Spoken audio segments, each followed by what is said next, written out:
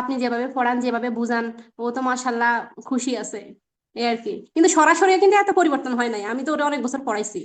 আচ্ছা আচ্ছা। আর আমি তো অনেক দুর্বল, টেনশন করছিলাম। আপনাকে তো ওগুলো বলছি, ও অনেক দুর্বল, কিন্তু এখন দেখি তো মাশাল্লাহ অনেক আগাইছে, অনেক পরিবর্তন।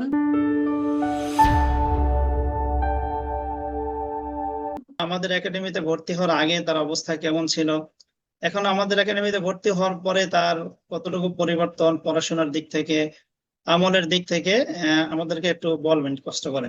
জি। হুজুর আমি তো ওকে মানে আগে থেকেই, অনেক আগে থেকেই পড়াই, হুজুর বাসায় আসি পড়াই আর কি। তো জি। মানে কখনো একটা পরিবর্তন হয় নাই। আলহামদুলিল্লাহ আপনার কাছে পড়ানোর পরে বা অনলাইনে পড়ানোর পরে ও তো আগের চাইতে অনেক ভালো হয়েছে। এ কিন্তু আগে এত কিছু জানতো না। যাক তো আলহামদুলিল্লাহ। তো আপনাকে, কোরআনের পাশাপাশি যে দোয়া দরুদ গুলো এগুলো কেমন কি পারছে ও? হ্যাঁ ওগুলোর জন্য তো আমি একটু বেশি হ্যাপি।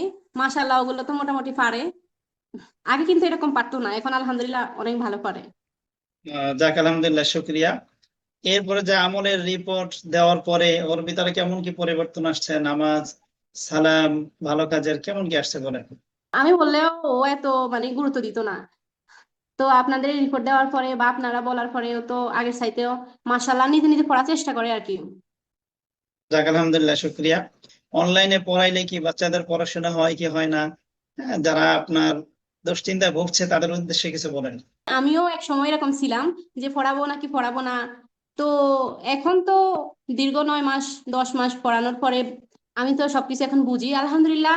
আমি মনে করি সরাসরি চাইতে এভাবে পড়ানো ভালো।